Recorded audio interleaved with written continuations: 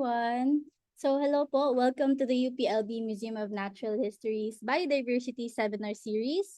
Again, I'm Venus Nadine J. Abakahin, your webinar host for today. And to those who are new guests here, we are glad that you have joined us, especially since this is our second webinar for 2026 as part of our celebrations for our 50th founding anniversary. And to our regular participants, I saw some familiar names from our webinar last week. Salamat po for your continued support to our webinars. And before we begin, let us have a rundown of our webinar rules. So first, keep your microphones on mute. Second, please turn off your cameras. Third, please use the chat box to raise any concerns. And then lastly po, questions directed to the speaker will be entertained during the Q&A session after his presentation. So I would also like to remind everyone po that the whole activity will be recorded and later uploaded in our YouTube channel. So to officially start, I am glad to introduce you to our speaker today. So he is a curator of the Museum of Natural History's Botanical Herbarium. He is also a faculty member of the Institute of Biological Sciences at the University of the Philippines, Los Baños. His research focuses on the taxonomy, ecology, and distribution of Philippine bryophytes, particularly in underexplored and edaphically unique habitats such as ultramafic mountains and limestone forests.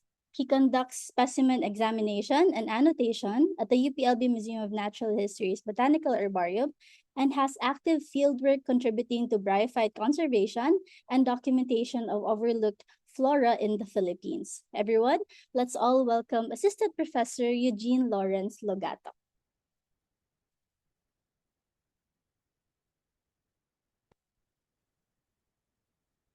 Hi, sir. You may now share your screen. Thank you for that introduction. Let me just share my screen.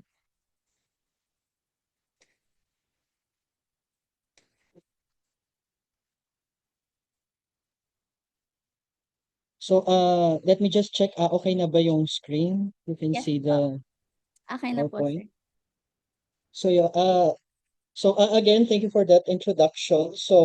This talk will be primarily in Filipino English. So if there's anyone who doesn't speak Filipino completely, so the PowerPoint slides are in English. So it's a bit easy to understand this presentation.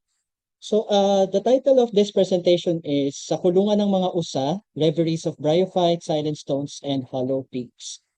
So bakit nga ba kulungan ng mga usa? So bryophytes yung pag-uusapan tapos biglang may usa. So I'll explain that later. So yan. So we have this endangered species of the Philippine deer. So bakit nga ba sa kulungan ng mga usa? So if you go to Philippine rainforests, one observation mula Luzon hanggang Mindanao sa mga napuntahan ko is napakatahimik ng gubat sa Pilipinas, and most of the time yung mga gubat na maganda yung conditions, supposedly dapat may flora and fauna. Pero sa Pilipinas, kahit napakaganda ng conditions ng gubat, ang ganda ng bryophyte diversity, merong mga usa. Merong mga usa usually. Pero sa Pilipinas, napansin ko medyo tahimik. So bakit kaya ba't ang tahimik ng mga gubat sa Pilipinas? So honestly, I do not know. Pero yung mga tahimik na gubat na yon, nandun madalas yung bryophyte diversity. So let me just start this presentation by reading this poem by the Tang Dynasty poet Wang Wei, entitled Sa Kulungan ng Mga Usa or Deer Park. So maririnig ang usapan sa kabundukan kahit ng isang tao ay walang maaninag. Sa kaloob-looban ng kakahuyan ay ang lumot ay itinanyag ng mga sinag. So in high mountains, madalas napakakapal ng fog, napakalayo, ang layong sometimes kailangan few days to walk. So for example, this background that you can see, this is Lake Incolos or Lake Incolo in the Mount Pulag National Park in Benguet. So napakakapal ng fog dyan. And then it's basically a lake, peat lake, and then surrounded siya ng rainforest na napakatik ng vegetation. So sa poem na to basically, nagpaponder si Wang Wei when he went to the mountains. So he's one of the classical Chinese poets. So he went to the mountains and then he basically nag-meditate siya doon or nagmuni-muni. And then upon going there, nagtataka siya bakit may naririnig siya sa bundok pero bakit wala siyang maaninag. So naghahanap siya ng tao. And then dun sa paghahanap niya, pumasok siya sa kabundukan. Pagpasok niya sa kakahuyan, na-emphasize sa kanya na merong mga lumot na tinatamaan ng sinag sa forest floor. So parang one of my reflections on this poem is sometimes in life we search for so many things and yet there are some things quite small, most of the time unnoticed, pero madalas sila yung nagpapa-vibrant or nagbibigay ng ganda doon sa mga areas na usually madilim. So that's a reflection during field work. So yun, so in this portion of the talk, ako muna yung magiging sinag to tell you ano yung lumot or ano yung bryophytes. So yan, so ito yung, this is a rainforest in Mount Kemalugong in Damingan Mountains in Nueva Ecija. So yan, ang kapal ng fog. And then, usually, if you go to these mossy forests or moist rainforests, madalas, I think marami sa atin mahilig mag-hike. So usually, sa kapal ng fog, sa kapal ng vegetation, mahirap manotice yung maliliit na bagay. So ano nga ba kapag sinabi nating lumot? So when we say lumot or sa Tagalog na lumot, it pertains to three groups of organisms. First would be the algae. So ito, ang nakikita nyo sa screen would be Trentipolia. It's a green algae, pero kulay orange siya because it's rich in carotenoids. So most of the time, this is mistaken as a moss or as a bryophyte. And then this is a lichen. So this is the lichen lobaria. So it's a symbiosis of fungi and an algae. And then lastly, we have the bryophytes, which would be the topic for this afternoon's discussion. So when we look into the bryophytes, this would be further subdivided into three groups. We have the liverworts or Mercantiophyta. So this is characterized or basically exemplified by Mercantia polymorpha. So this is a thalloid liverwort which is widespread in the Philippine highlands. And the next would be the Bryophyta or the mosses, or basically yung most commonly pinipertain natin na lumot. So this is exemplified by this quite large species of moss, Spirideans trinewartii. So this Spirideans trinewartii, most of the time, naka-attach siya ay sa Cyathea or sa tree fern. And then this is the largest moss in Luzon. So ito yung largest moss in Luzon. It can go up to a foot or more sa length niya. But for the entire Philippines, ang largest moss natin would be Dawsonia, which is only found in Mindanao. And then lastly, the last group would be the hornworts or the Anthocerotophyta. So this is exemplified by this species of Dendroceros. So yung hornworts, kaya sila tinawag na hornworts because basically their sporophyte or yung fruiting body nila would be shaped like a horn. So for the liverworts, so worldwide we have around 7,300 to 8,000 species in 384 genera and 87 families worldwide. And as of 2024, we have around 504 species, of which 40 species and 6 varieties are endemic.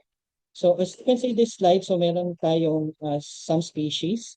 So if you look at this sa inyong upper left, so yung leftmost, so this is Mercantia polymorpha, basically showing yung G cups, which is used by this species for sexual reproduction.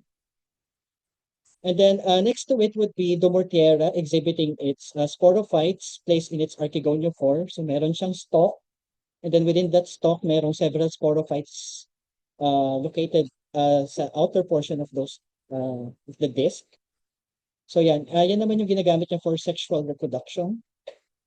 And the next to it would be this species of Schistoscilla, which is relatively malalaki silang liverwort and they look like ferns. But if you examine them in the microscope, you can easily identify that it's a liverwort because its leaves are one cell thick, and then it has oil bodies, or basically membrane-bound bodies in their cells, which would contain oils and other secondary metabolites.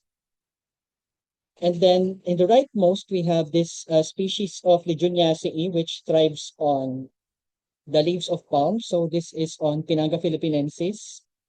So these epiphytes, we call them epiphytes. So epiphytes are any bryophyte or any organism that grows on the leaves of vascular plants. So pagdating sa rainforest, when we go to this rainforest, akala natin it's almost wet. As in, wet yung entire na rainforest. But if you look at the leaves of vascular plants, abangan nyo kapag umuulan, i-observe nyo kung paano pumatak yung tubig dun sa upper surface ng leaf. So if you remember, so itong upper surfaces ng vascular plants, yung leaves nila meron dyang layer of cuticle. So yung cuticle na yun, basically it's a protection for the vascular plants. So yung cuticle na yun, napiprevent niya yung water from basically penetrating the other tissues of the leaves. So basically yung cuticle, in-expel niya yung water. So if you look at the surface of these vascular plants or the leaf surface of these vascular plants, it's drier than the rest of the rainforest. And with that dry condition, these epiphytes would grow. And surprisingly, kahit dry yung leaf surface ng vascular plant, mag-grow yung epiphytes. The epiphytes will only grow on areas with high humidity. So if you have this leaf surface, napaka-dry niya. So ang magiging main source ng bryophyte or ng epiphytes ng moisture would be yung relative humidity or the water vapor surrounding it. And then moving forward, so we have this this reddish species ng liverwort. So one would be Pleurosia. So itong species na to, they are mainly found on high mountains in the Philippines, and they would be distinct by this reddish coloration.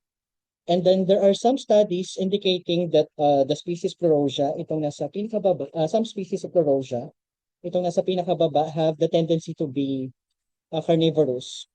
So it's possibly one species of liverwort na carnivorous. And then moving on. So one example of the liverwort that I'm currently studying would be the Philippine endemic Drepanolegunia bakeri, which is an epiphyllous liverwort. So again, it's found in leaves, and it's only found in 3 localities in the Philippines. So relatively magkakalayo yung localities. So we have Mount Polis, which is in Mountain Province, and Ifugao, and then we have Mount Makiling in the boundary of Laguna and Batangas, and then we have Mount Bulusan in Sorsogon.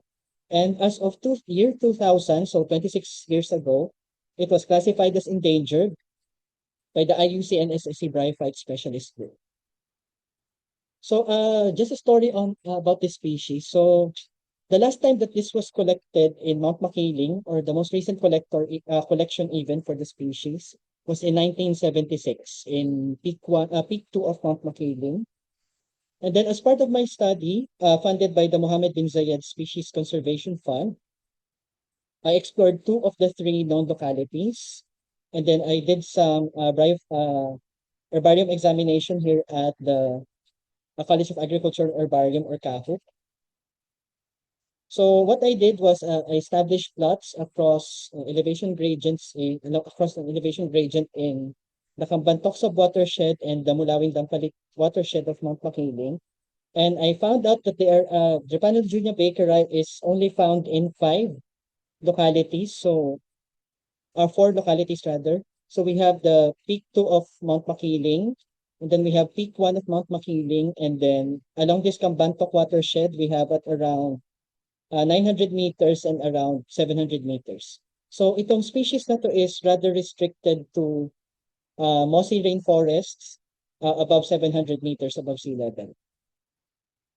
So ano yung importance nitong study na to? So basically, previously what is known for this species, it's only found on peak 2. So walang other studies mapping its distribution in Mount Makiling. So formerly found in peak 2 kasi doon din siya na-discover. It was collected there way back the early 1910s, I think it's 1906. And then it was described in the 1930s by Herzog. So yun, later on, nung nabalikan yung area, so we found additional populations in Mount Makiling, which would basically be useful in reassessing its conservation status. And then likewise, so I also did field work in Mount Bulusan, which is a volcano in the southernmost tip of Luzon in the Bicol Peninsula. So what I did was basically first to conduct graphite inventory across several sites and trails in Mount Bulusan. And then what I also did was to revisit the sites that were visited by previous bryologists. So as it was, I think the study was in the 1960s to 1970s. So they found out that Drepanelli bakeri occurs in the vicinity of the Masakrot Spring and then in the ranger station of Mount Bulusan. So what I did first was to revisit these sites as they have records of this species. And what I found out is they are extant or they still occur in the vicinity of the ranger station, which remained untouched for the past 30 to 40 years. Unfortunately, in the vicinity of the Masakrut Spring, so much of this area has been converted to residential and built up areas. So I tried searching for this species in remnant rainforests, and unfortunately, I wasn't able to find it. So I even tried exploring similar sites, but unfortunately, I didn't find it there. So based on the conversion of this area, so much of the area kasi ay na-convert na into a coconut plantation. So yung coconut plantation, it tends to alter yung relative humidity of the area. So kapag nagdo-dominate yung coconut, bumababa ang relative humidity. And again, as mentioned earlier, for Epiphyllus species, relative humidity would be a determining factor for their occurrence in survival in certain sites. So with the eventual conversion of the Masakrut Spring into built-up areas, agricultural lands, etc., so yung species nawala siya doon. So nagkaroon tayo ng local extinction. So that's the story about this site. So in doing field work, we have positive results. So we have good findings, and at the same time, meron din tayong findings that would make us sad. So yun. So that's two stories. So just to highlight one good thing here, I also found the species in the vicinity of the ranger station. So I'm still happy about the field work. So moving on. So we go to the mosses. So the mosses constitute approximately 12,500 species in 850 genera and 110 families worldwide. And this is as of 2025, we have 805 species of mosses in the Philippines, of which 39 species and 6 varieties are endemic. And then if you look at these different photos, so if you look at the leftmost picture, so this is sphagnum. So yung sphagnum moss, I think dun sa mga nagplantito-plantita during the lockdowns. So yung sphagnum is used in horticulture. So yan. So this sphagnum moss mainly found siya sa high elevation areas of the Philippine Cordilleras. So Cordillera Range, and then we also have sphagnum in Mindoro, Palawan, and the high mountains of Mindanao. So yan, maraming sphagnum. Usually they would carpet forest floors.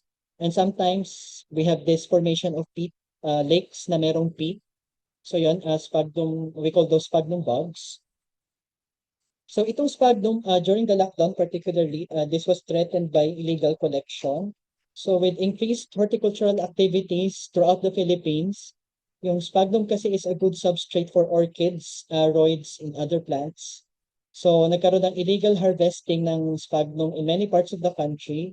And unfortunately, some sites that I went around pre-pandemic, so may mga sites doon na completely nawala yung mga sphagnum. And then, but one good thing, I also discovered one site na merong sphagnum na as thick as 1 meter. So, no one studied it yet, but I think it's at least 100 years old, yung colony na yan. And then moving on, we have this species. So next to the sphagnum, we have the species of Progonatum. So this is a Polytrichaceae or haircap mosses. So itong haircap mosses, basically they look like seedlings of pine trees. And then they would, some would be as small as a few centimeters, but many would be larger, quite larger than the rest of the mosses. And this particularly for this species, this is Pogonatum serratum subspecies Macrophyllum. So it can reach up to around 6 to 7 inches in height. So and again, it's also found in high elevation forests of the Philippines. And then next to it, you can see this quite a stunning moss. So it's a Leucobryum. So Leucobryum, leuco meaning white and then bryum meaning moss. So basically it's a white moss. So this is from Mount Labo in Bicol Peninsula.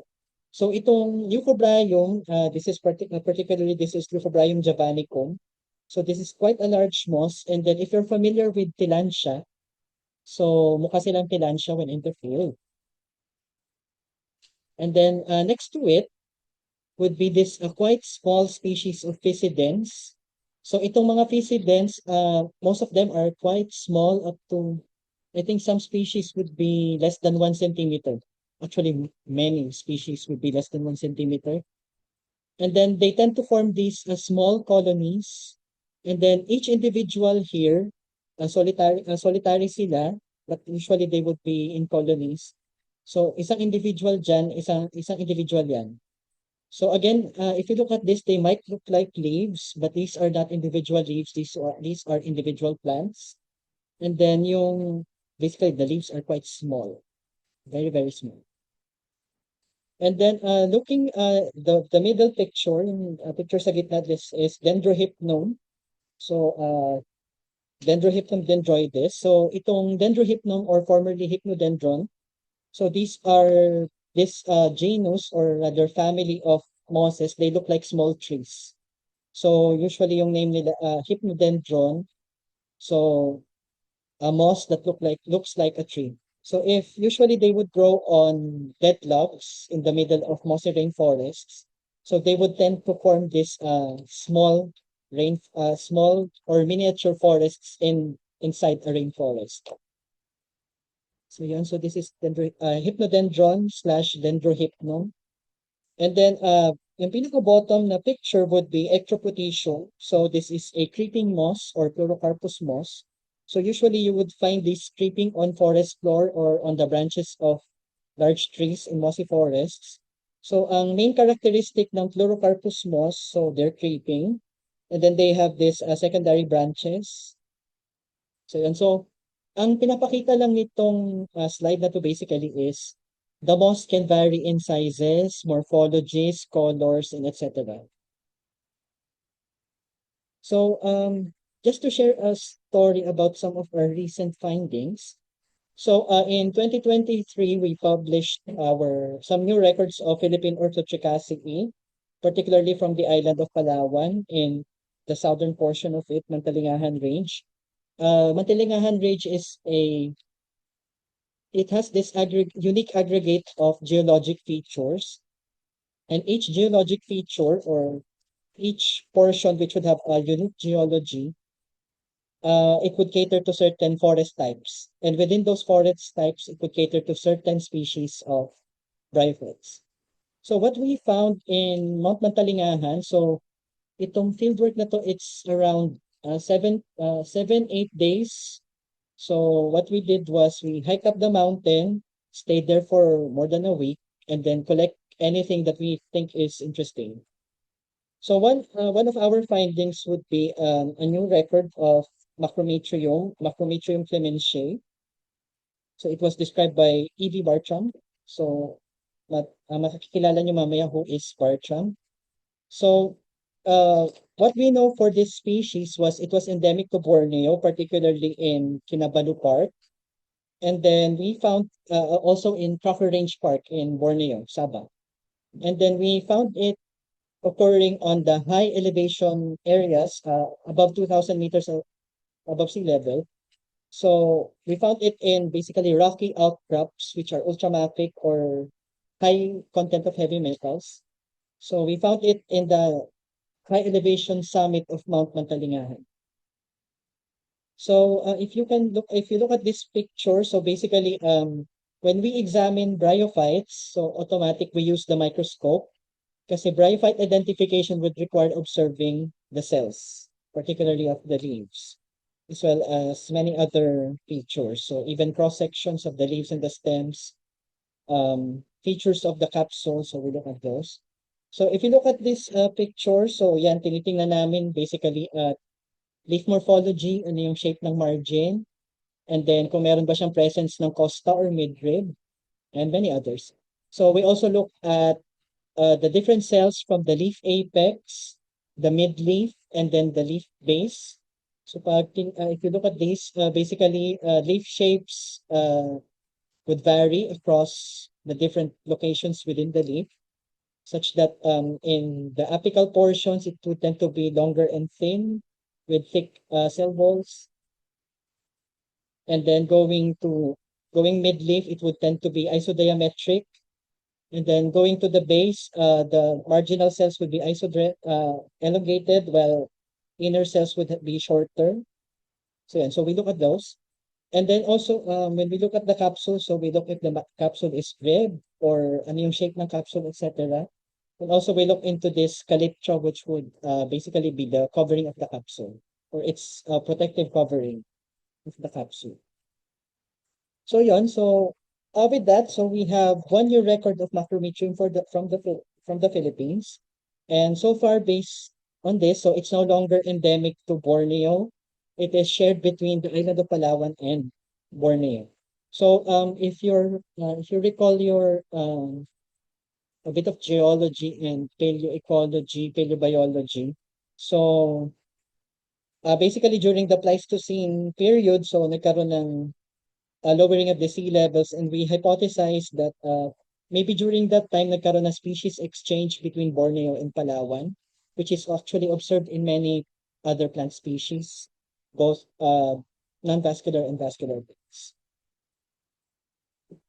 And then another new record would be Macrometrium megalocladon, which is initially thought to be endemic to Papua New Guinea. And then it was later found to occur in the island of Moluccas and also in West Papua or Indonesian Papua. And then we found it occurring in Mount Mantalingahan. So it's also located in the high elevation ultramafic summit of Mount Mantalingahan. And what we found that is quite common with the different sites where this was found or this was collected was they're all from ultramafic areas. So ultramafic area of Palawan, Moluccas, West Papua, and then Papua New Guinea. So basically, we hypothesized that this distribution of the species, which is quite, it's like parang siyang patsi-patsi. So basically, so far what we know is it's rather restricted to ultramafic areas, and then at the same time it should be high elevation ultramafic areas, and then we hypothesize that possibly this is also affected by the Pleistocene ice age, in which basically you have the climate, set of climate that would be good for the dispersal of this species. So located siya from Papua New Guinea up to Palawan, particularly east of the Wallace Line. So it's quite unique. So it's another topic if we would be discussing that biogeographic stuff. So yan.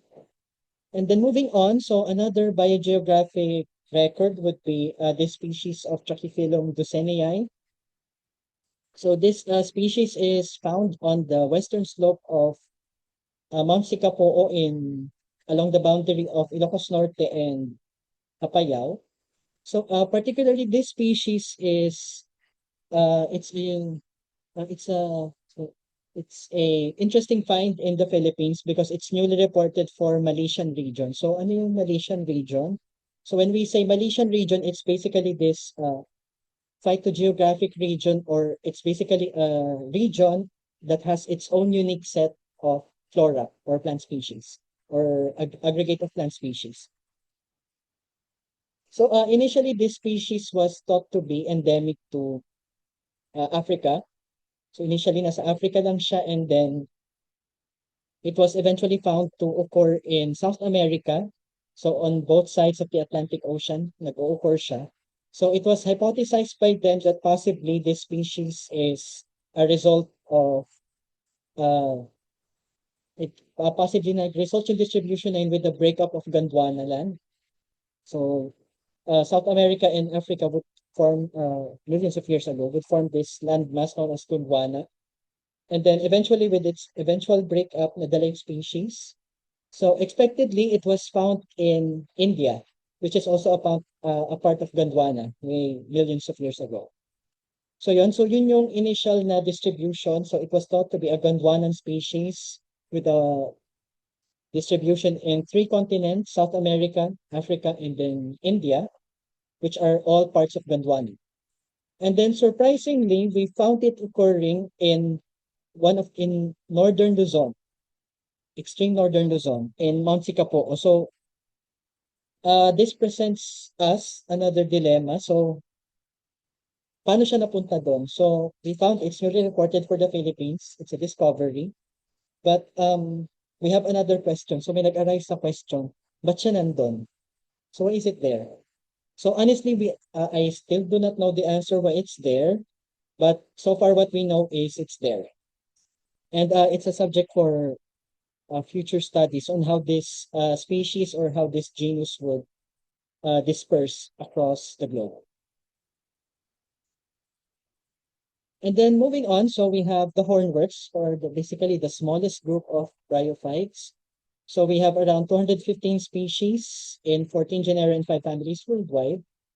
And we have 14 species and 1 subspecies in the Philippines, of which 2 species are endemic.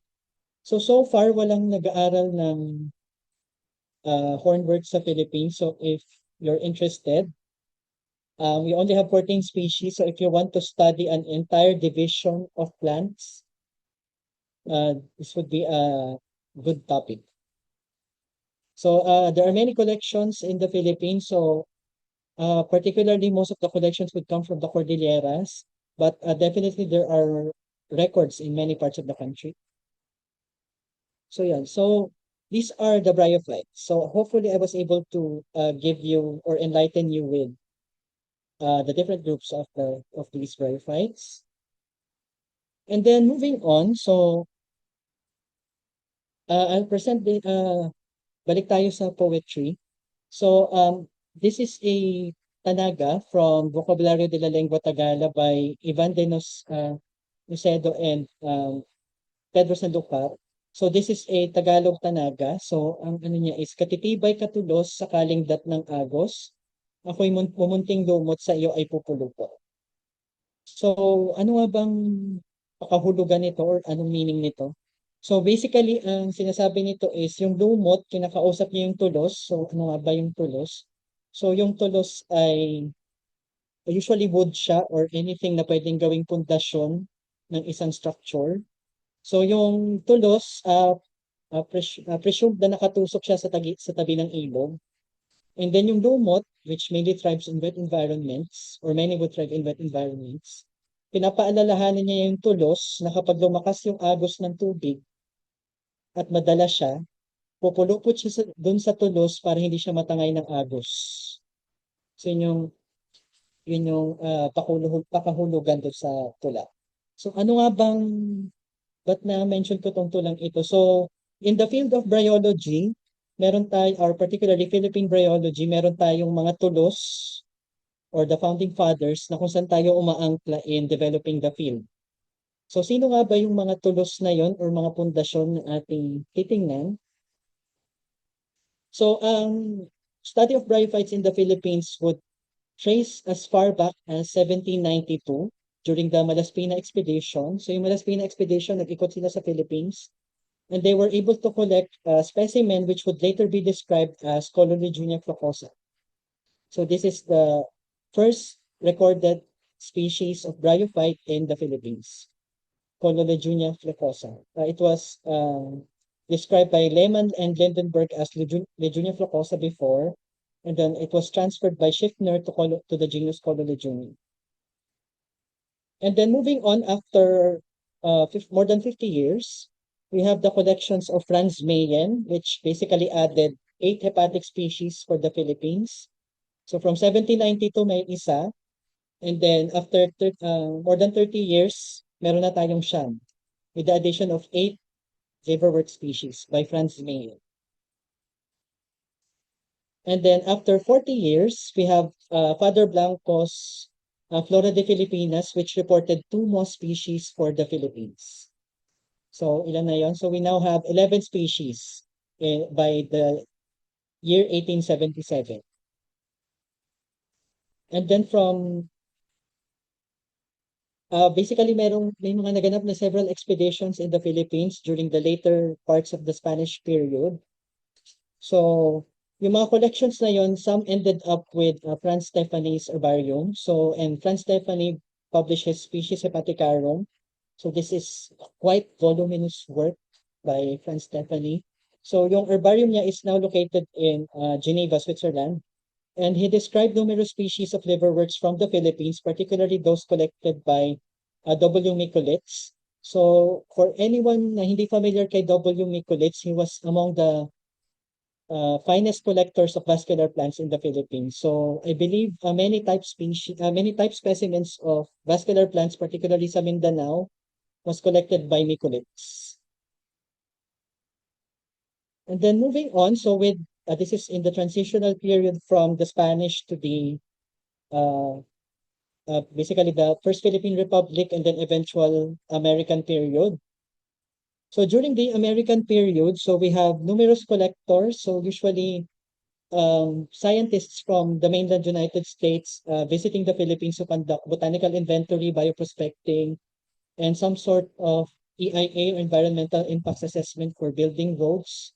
So yan yung case sa Cordilleras particularly. So many of these botanists, so just to mention a few, we have ADE Elmer, so Adolf Elmer, and then we have Elmer Drew Merrill, and then we also have Copeland, C.F. Baker, and many others. So maraming Americans during that time who conducted botanical work. Some of them are actually based here in the UPLB or the then College of Agriculture of UP. And then trivia lang, so yung College of Agriculture Herbarium UP or CAHOP where I was recently appointed as a curator. So it traces its origins to those scientists way back 1909 dun sa Department of Botany, the College of Agriculture. So they built this herbarium there, so hoping to accumulate knowledge on the plant diversity of the Philippines. So yon. So during that time, one of the foremost authorities on Moses would be V.F. Broderus and R.S. Williams. So si V.F. Broderus or Victor Ferdinand Broderus, actually he never stepped in the Philippines. So hindi siya nakapunta ng Pilipinas. But most of the Philippine species, or actually napakaraming species from the Philippines were described by him or recorded by him to occur in the Philippines. So si V.F. Broderus is from Finland, so further north of Europe. And then ang nangyari is si E.D. Merrill, so si E.D. Merrill nag-collection ng mosses, particularly sa Cordilleras.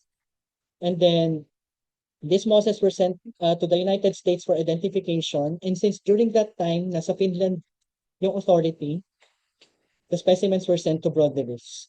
And then, as in, napaka-voluminous nung amount ng specimens that were sent to Broderus. And he was able to describe many species and record many species in the Philippines back then. So see, his collections are currently in the University of Helsinki in Finland. And then of course we also have R.S. Williams. So if you're familiar with the Cannon Road, paakyat ng Benguet, so R.S. Williams was among the first to conduct a botanical survey there. So I think it's a part of basically a biodiversity assessment bago itayo yung Cannon Road. So he conducted studies there, not only for bryophytes but also for vascular plants. So yan, so far these two bryologists contributed so much in Philippine bryology during the 1900s. And then, of course, we also have the work of Theodor Karl Herzog. So si TKJ Herzog is German. And he worked on or described many species of Philippine liverworts. So one example would be Drepanelejunia bakeri, the one I showed you earlier. And he published these in several papers in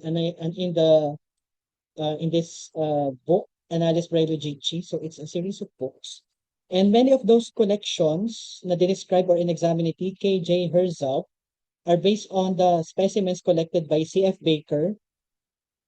He's from the College of Agriculture here in UP, and by H. Burgett. So maraming na-describe si TKJ Herzog from the Philippines, despite not being able to come here during that time. And then moving on, so I believe this is the climax of Philippine bryology during the American period. We have the publication of Bartram's Mosses of the Philippines. It is the first and so far the only monograph on Philippine mosses, and it treated 512 species, including descriptions of several new species. So far, ang ginagamit namin na dichotomous key to identify Philippine bryophytes na so far very useful pa din is Bartram's Mosses of the Philippines. So this is 1939. So wala pang updated na version ng Mosses of the Philippines, but in identifying specimens, we supplement yung book ni Bartram by recent papers from other bryologists in other parts of Asia na nagtitreat din ng genera and species that are also found in the Philippines. But so far, malapit nang in just a few years, malapit nang mag 100 years yung Mosses of the Philippines ni Bartram, and it's still very, very useful to this day. And then after 1939, we have this stagnation in Philippine bryology, mainly as a part of the Asian theater of the World War II. So nag-halt ang botanical activities during that time. And after that, next collections would be from the 1950s to the 1960s, particularly by Japanese, American, and French bryologists together with their Filipino counterparts.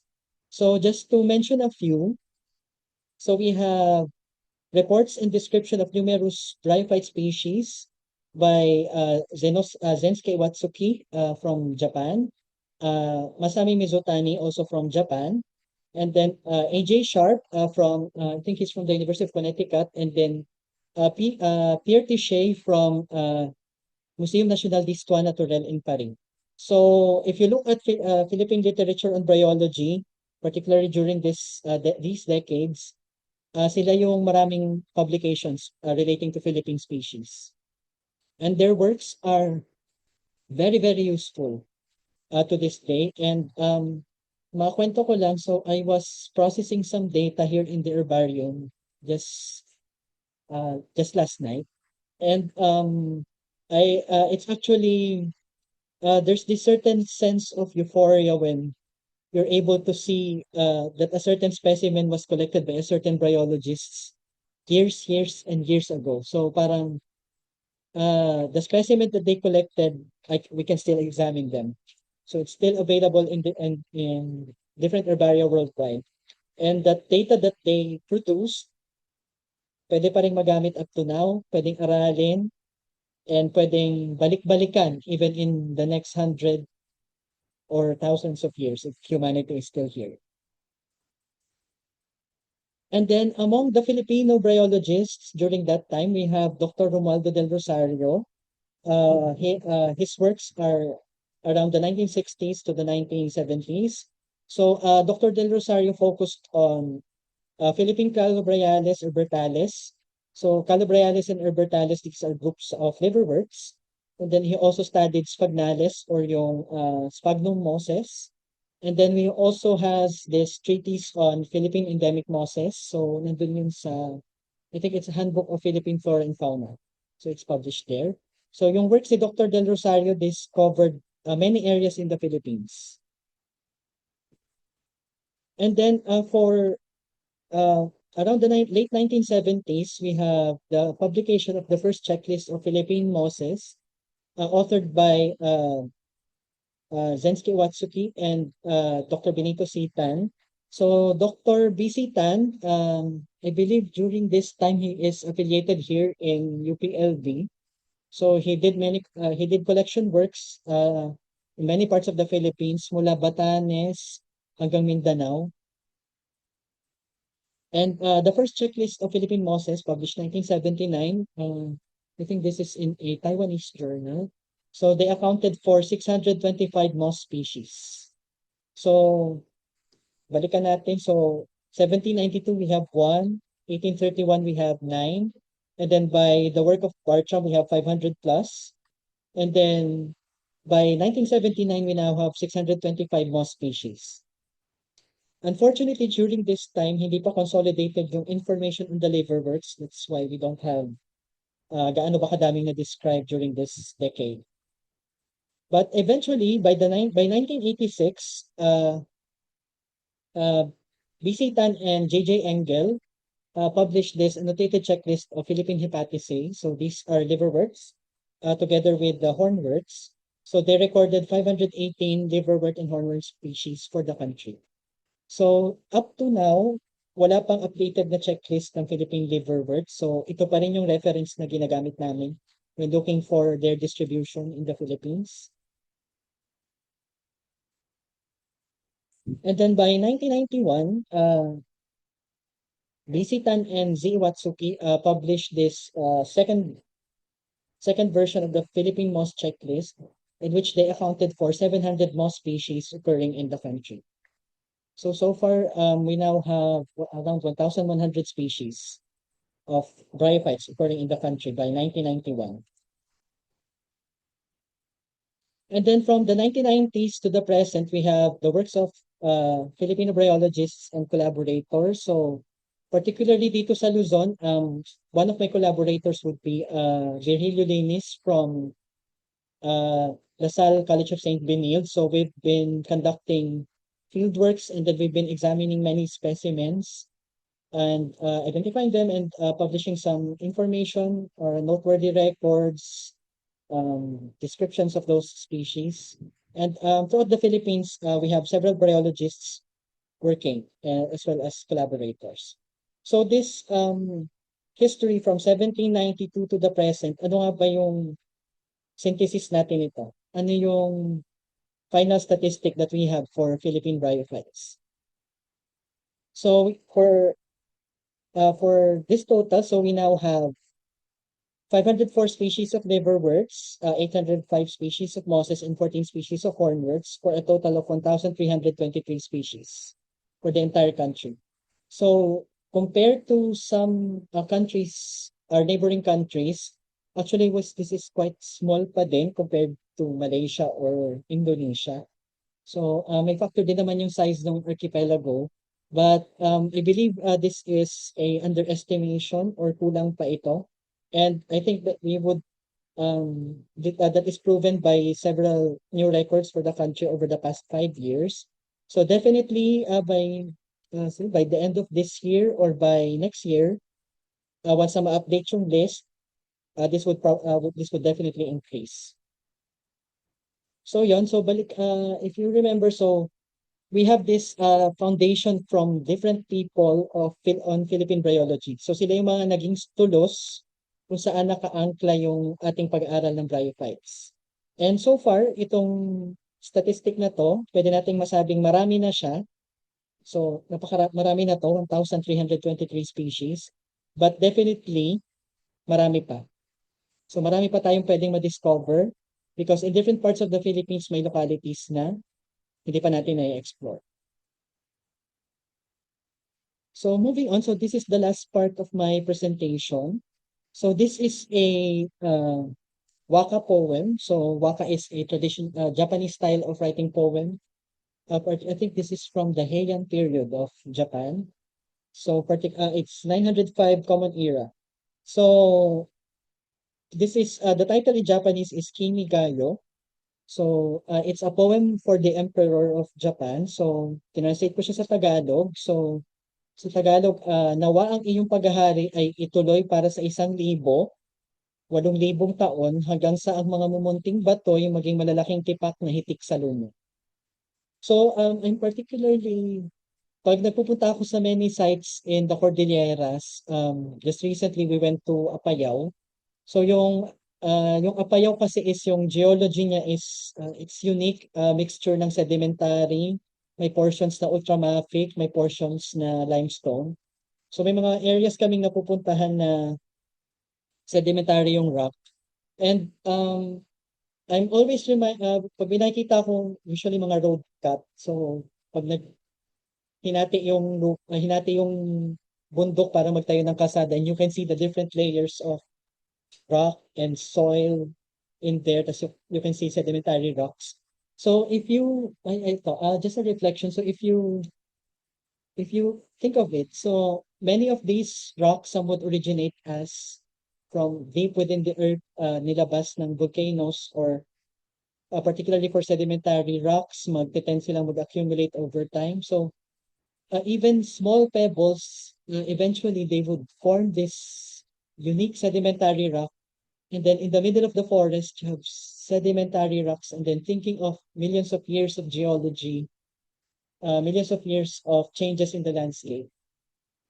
So eventually those small silent rocks that you see in the river just staying there, or kapag bumabaha, they would be swept down into the estuaries.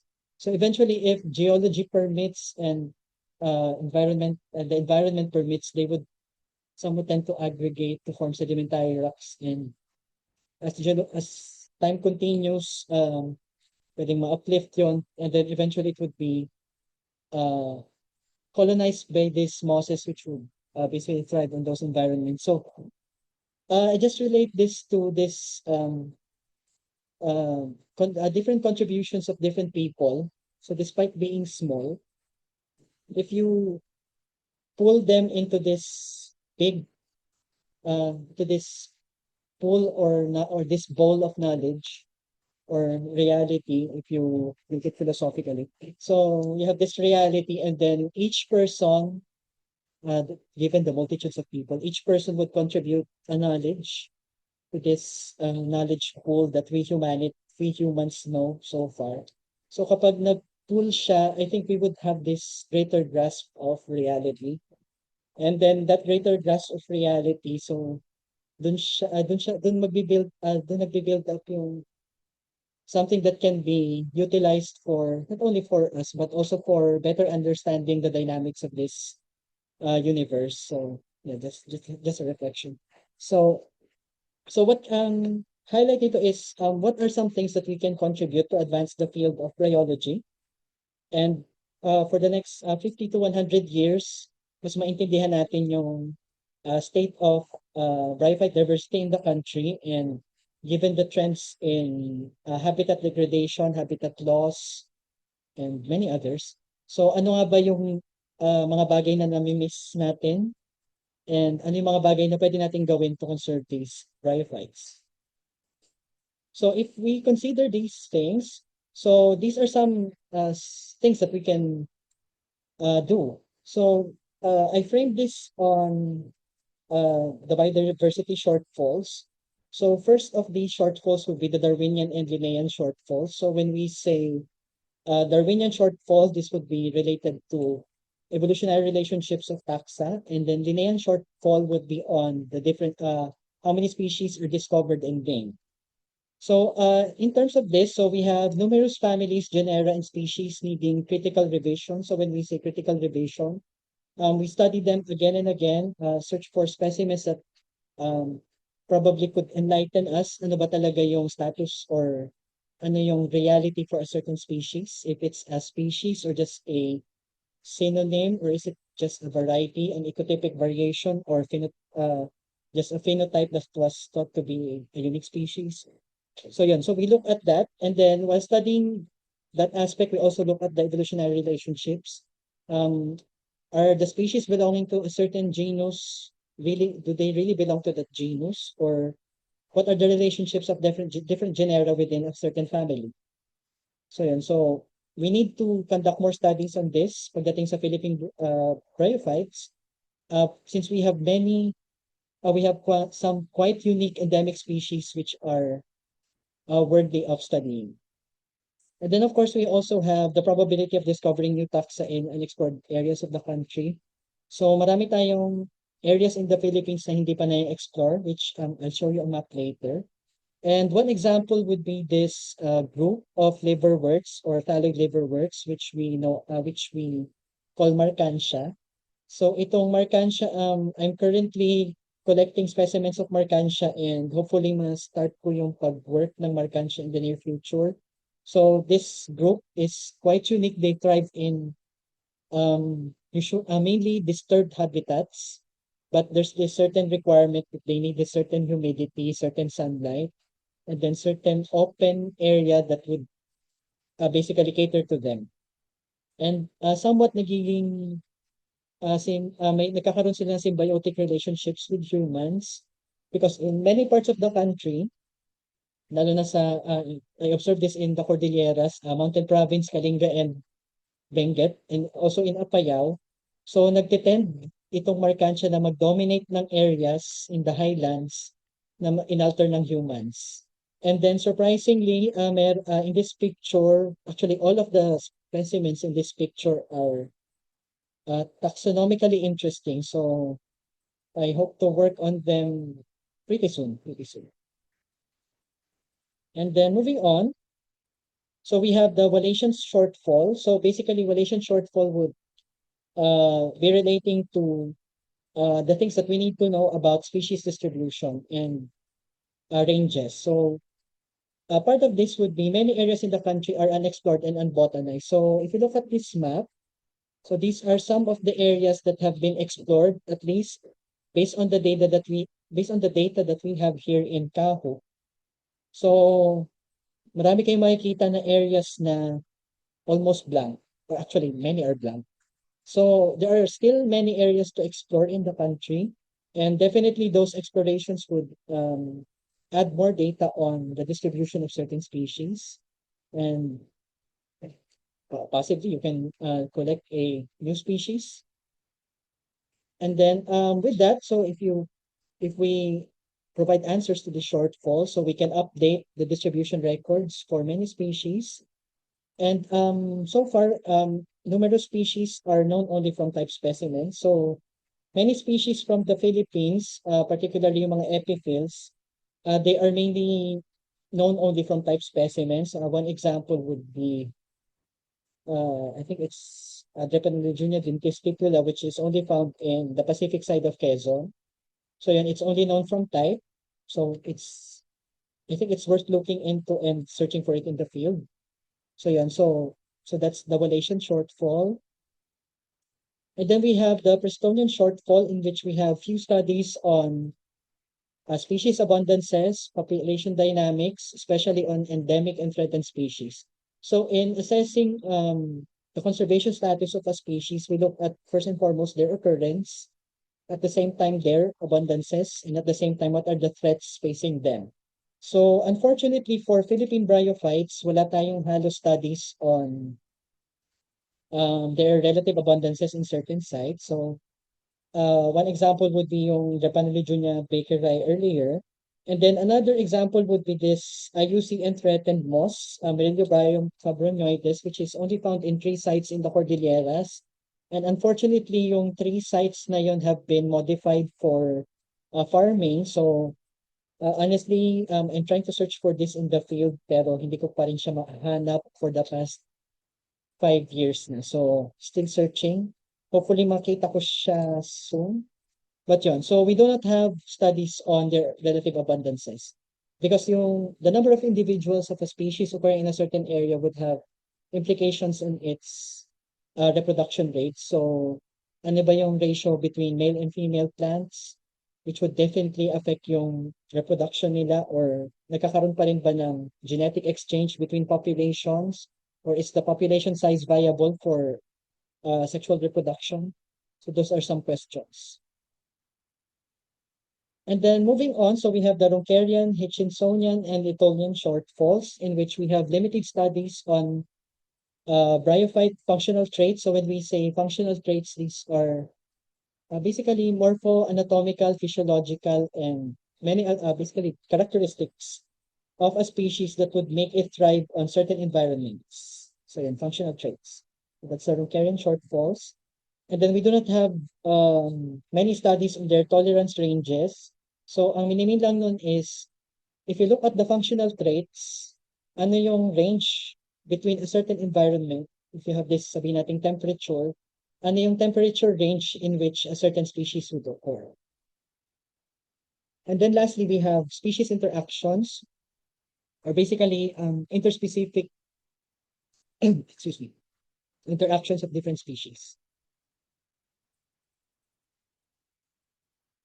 And then also we have the Kirtonian impediment, excuse me, in which you have few available images and illustrations of Philippine bryophytes, especially the endemic and threatened species. So example would be this Draconeliojunia bakeri. So I believe this is the only existing picture for this species. And this is based on a specimen from 1976. And then lastly, we have the taxonomic impediment, in which basically for 1,323 species, we only have a few handful workers. So just last year, we have this Lichenological and Biological Society of the Philippines symposium here in UPLB. So if you're interested in being a part of the LBSP, so you can email me. I can send you some details, and then we also have a Facebook group, so I can add you there. So one of the aims of the LBSP is basically to have opportunities for lichenologists and biologists throughout the Philippines to have this avenue to share research and share specimens or collaborate in different studies throughout the country. And then we would have this, mag-plug na rin ako. So next year, we would have our third conference. So hindi pa ma-decide ko saan yung venue, but we will have it next year. So ayun, I hope I can see some of you there. And then also for Southeast Asia, we have this CBAL group, or Southeast Asian Bryologists and Lichenologists group. So we meet through Zoom or WebEx. So we meet online. And then just last year, we have this informal meeting in Taiwan. So yun, so we have this network of Southeast Asian bryologists and lichenologists going in. So for the entire Southeast Asia or even the Philippines, definitely kulang yung nag-work on the taxonomy and distribution, evolution of these bryophytes. So I hope some of you would take this track. So just to synthesize, so we have more things to do. So conduct more field works in less explored areas, particularly edaphically unique habitats. So even mouths of volcanoes, very unique habitats. Ultramafic sites, limestone sites, also very unique habitats. Mangrove areas, so they are the substrate there would be unique because may affect salt for the presence of bryophytes. Then also we have unbotanized localities in many parts of the country. And then next we have the processing, analyzing, and synthesizing herbarium data. So specimens collected na nakadeposit sa herbarium. So we need people to analyze those data and also process backlog collection. So ma-mention ko na rin lang. So we have some backlog collections here in Kahoop. So if some of you would like to volunteer, we're open for volunteers. You can ask Miss Venus for info about that. And then lastly, the ultimate goal would be to come up with the updated checklist for the bryophyte groups of the Philippines. So yun, so more things to do. So I think kulang ang 10 years to do this. I think 20 years. Yeah, around 20 years if we want a good complete list. So yan, so some things to do, conduct field works throughout the country. So I just would like to acknowledge these awesome people for collaborating with me in conducting field works throughout the country. So some in Apayao, Kalinga, Biliran, Nueva Ecija, Zamboanga, and many other places. And then just to mention, so ayun, so we have this project in which we would be processing some backlog collections and digitizing herbarium data here in Kahoot. So if some of you would like to take part in this or ask information about this, you can email me or you can ask Miss Venus for if you want to visit the herbarium. Just kailangan asikasuhin na some papers, but if you want to see possibly in the next few months kung ano nga ba yung ginagawa namin sa herbarium, you can visit us and just contact us. And then thank you for your attention. So you can contact me through this email or you can check my website through this QR code. Thank you.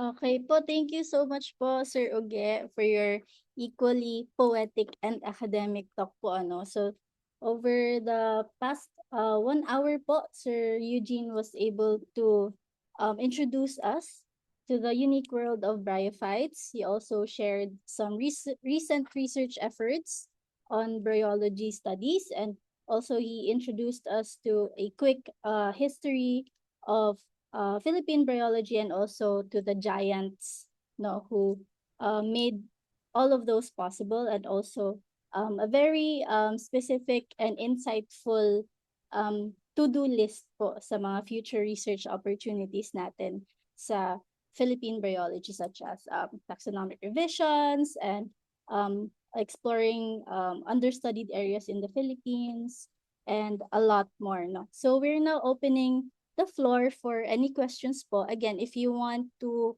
unmute, please just raise your hand. If you otherwise po, you can just type your questions sa chat box or use the Q&A function ng Zoom po. So we have until around 4:45 p.m. po for the Q&A session. So any questions po?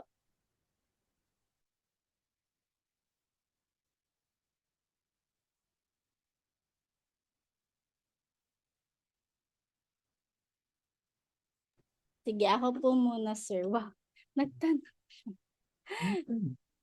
Ay, ba't humina? Ayan po. So, last time we talked po, sabi mo na most or if not majority po ng bryophytes appear very similar po sa ancestors nila, diba? And then, may studies na po ba na ginagamit sila as indicators po ng climate change studies po? Ayun. So that's a good question. So bryophytes can actually be used also punta natin sa climate change. So basically you have this bryophytes, this di ba na-mention ko earlier that bryophytes would have this certain habitat ranges or environmental ranges na hanggang doon lang yung matolerate nila. So for some species, they would only be found in, sabihin natin, elevations above 2,000 meters. And then some species, record nila ay from, sabihin natin, 2,200 meters up to as low as 300 meters. Or some species would only be found in 300 meters to 700 meters. So each species, meron silang iba't ibang elevation range. So what we do, so I have a I have a study on that, hindi pa lang published. So we have this, we can study the elevation range or elevation distribution of different species along an elevational gradient. So in that paper, I studied how they are distributed from 300 meters to 1,544 meters above sea level in Mount Labo in Bicol. And then what we can find out there is some species are restricted to the lowlands, some species are restricted to the highlands, and some species would tend to aggregate dun sa gitna or dun sa mid elevation. So what are its implications for studying climate change? So if we want to monitor climate change, we can go back to these certain plots, sabihin natin every 3 years or every 5 years, and then with the same sampling effort, we can recheck if the species are still there. Ito pa rin ba yung abundance nila? Ito pa rin ba yung species na present there? And then if we sabihin natin we accumulate 50 years of data every 5 years, binabalikan natin. we can monitor how the species range would shift. So example, a lowland species, pwede siyang mag-increase ng range pataas ng mountain. Possible indicator, some parts of the mountain are eventually warming up, possibly due to changes in local climate that would trigger eventual drying and increase in temperature for certain sites. So yan, so that can be used in monitoring climate change. But then again, it takes years to have a conclusion about those studies. But better start early or start now if we want to do that. So another would be monitoring ng sabihin nating gradient from pollution gradient. So wala pang nag-study nun pero actually can be studied in some parts of the Cordilleras kung may effect ba, for example, use of fertilizer and pesticides sa vegetable farms dun sa along a sabihin nating pollution gradient from the vegetable farm up to the sabihin nating 1 kilometer inside a rainforest. So pwede nating makita if ano kaya yung effect ng mga compounds na to dun sa distribution ng not only bryophytes but other plants as well. So, pwede ring tingnan yun. Or actually yun. Yun, those are some examples. And thank you so much po, sir. Ayan, baka may na-encourage na po tayong more people po to study on climate change indicators po using bryophytes. Ayan po, may questions pa po ba tayo from the chat po or anyone who wants to raise their hand and unmute po to ask your question to Sir Eugene? Ayan po, yung sabi din po ni Sir Eugene earlier about volunteers, you can also email eduk.mnh.uplb@up.edu.ph po. Ito po ang first question for today, sir. May pera po ba sa Yes. MOS? Let's be realistic now. So, sasagutin ko siya realistically. If you will focus on studying taxonomy of mosses or ecology, honestly, walang pera. Honestly. Because particularly, actually, it's not only in the Philippines, but in many parts of the world, uh, bryophytes kasi are often overlooked. So, hindi, wala tayong unique na sabihin nating consulting services for bryophytes solely. So, walang ganun so far. Even in our DNR assessments, hindi included ang bryophytes. Pero hopefully ma-incorporate soon. Hopefully. But, yun. So, if you study solely taxonomy and ecology, endangered species, etc., walang pera for personal, I mean, if you want, kung gusto nyo yumaman, magkaroon ng malaking bahay, ganyan, hindi siya matutupad if you will solely source it on bryophytes. But pagdating naman sa, if you're talking about pera in terms of opportunities to conduct research ng funding, may pera naman. So may sources tayo ng funds na willing to provide research funds to conduct bryophyte studies in the country. So one example is yung na-mention ko kanina, yung Mohammed bin Zayed Species Conservation Fund, which focuses on the assessment and monitoring of IUCN listed species. And then we also have Ruford grants. So yun, so that's one. And then, of course, yung na-mention ko rin yung International Association of Plant Taxonomists. So they also, I believe they also provide funds for plants in general. So yeah, so that's those are potential sources of research funds for studying bryophytes. Okay po. Ito po may question na po tayo na second. I'd like to ask po if there are any genomic studies about Philippine bryophytes. So far sa genomics, yung ibang species na present sa Philippines pero present din abroad, I believe meron ng studies on their genome. But for endemic and some threatened species in the Philippines, wala pa so far. So that's an avenue to explore. So even yung population genetics nila, wala ring nag-study pa. Particularly for those endemic species. Okay po, thank you po, sir. Next question po. Nag-come across na po ba kayo sa phytochemical properties ng mga bryophytes? Like may use kaya sila for functional foods, mga chemical derivatives, etc. So, hindi dun yung focus ng study ko, but there are many papers highlighting yung phytochemical properties ng mainly sa liverworts. So, unique kasi yung oil bodies ng liverworts. So, they would produce these metabolites and store them there. And then yung metabolites na produce across different groups, species, and families of liverworts, unique yun. And then there are some studies on Marcancia that merong potential na medical value yung metabolites na pwedeng ma-extract sa kanila. So that's one. So Just, yeah.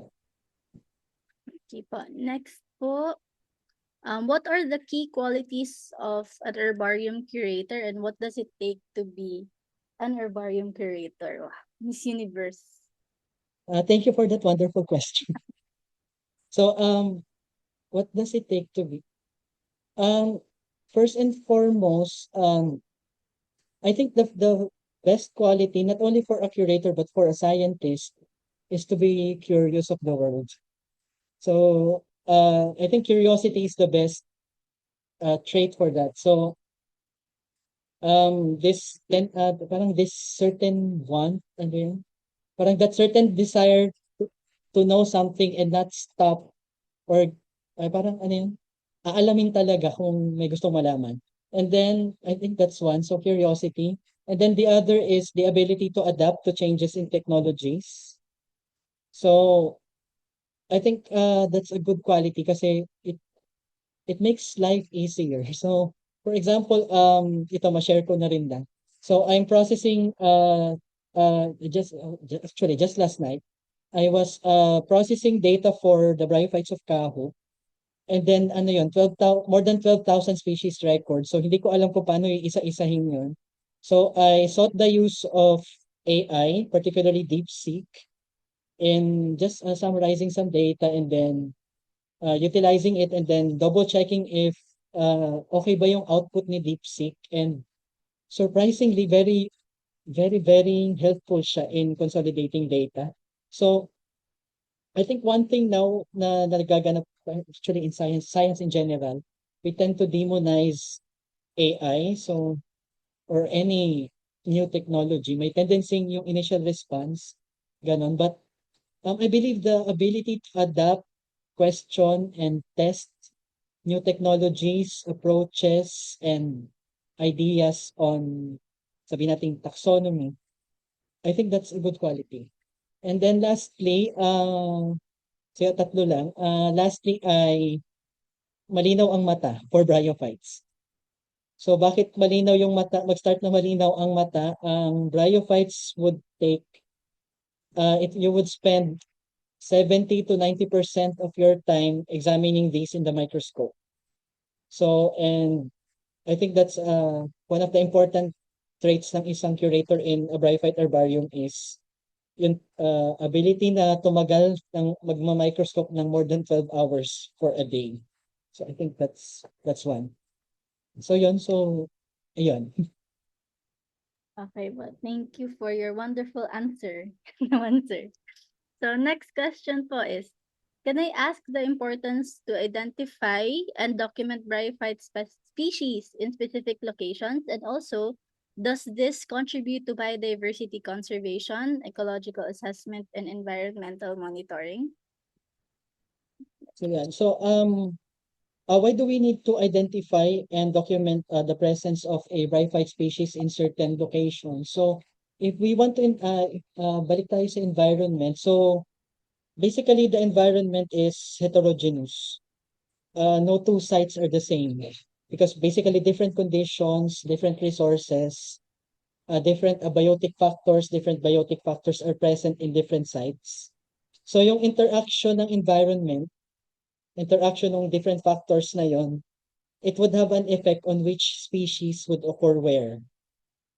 So that's one thing, one view to look at it. So itong interactions ng species in an environment, tas aralin yung environment na yun, definitely different sites would have different species.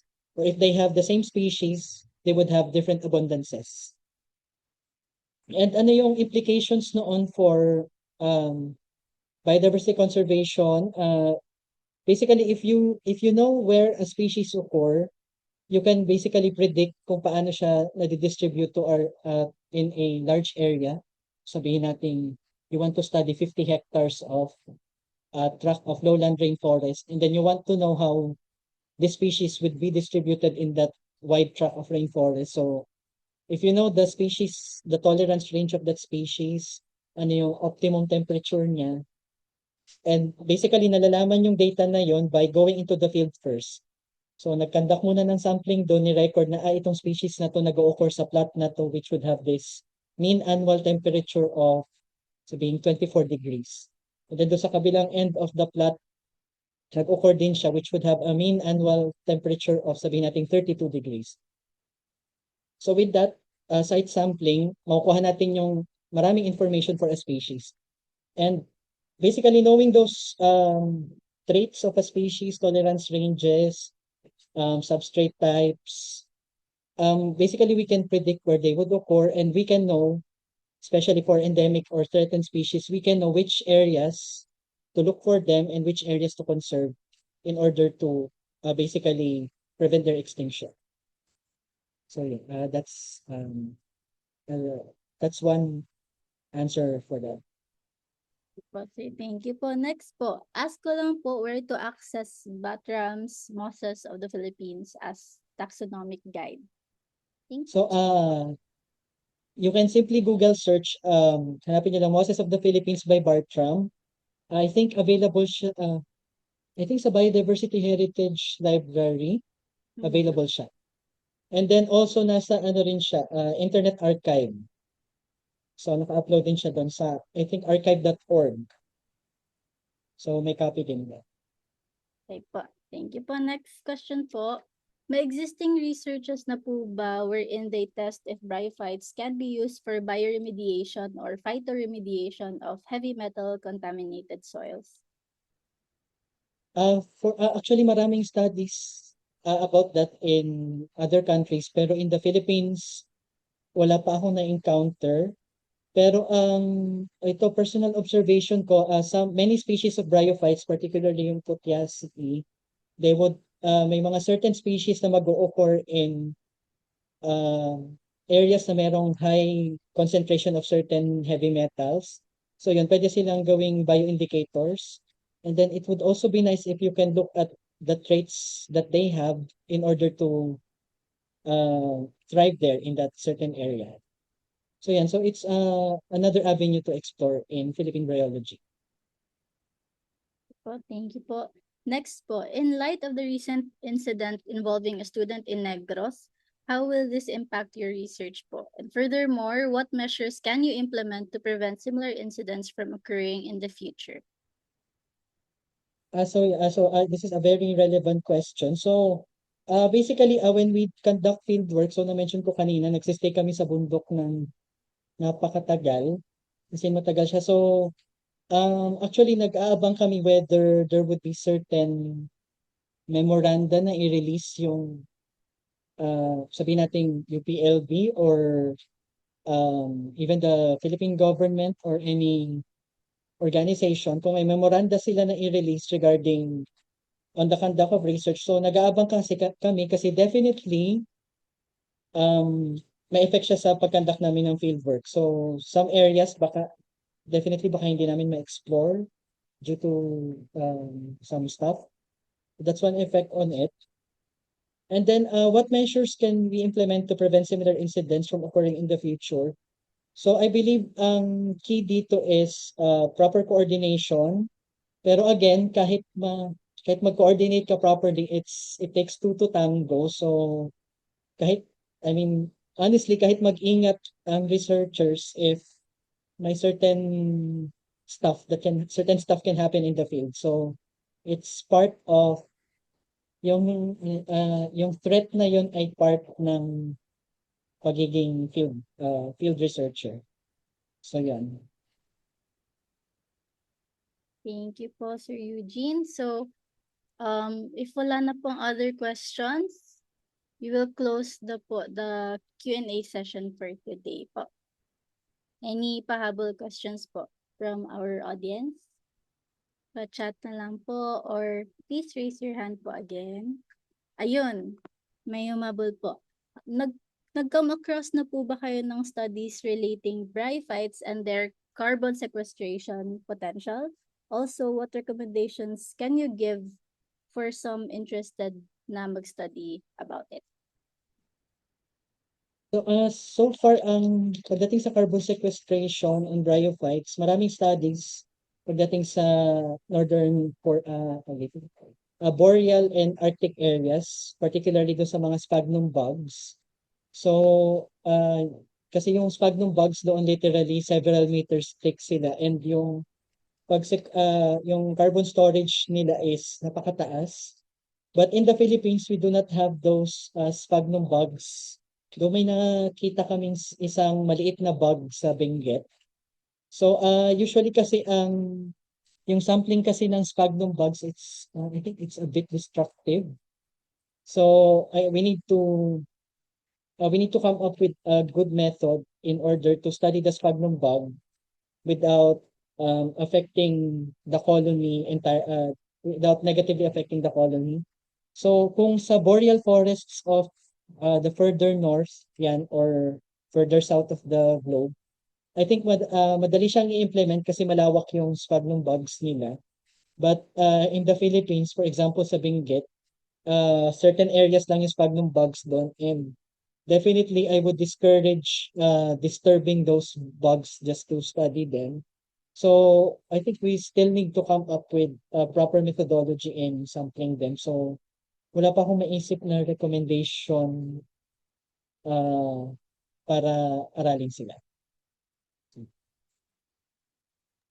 Okay po, sir.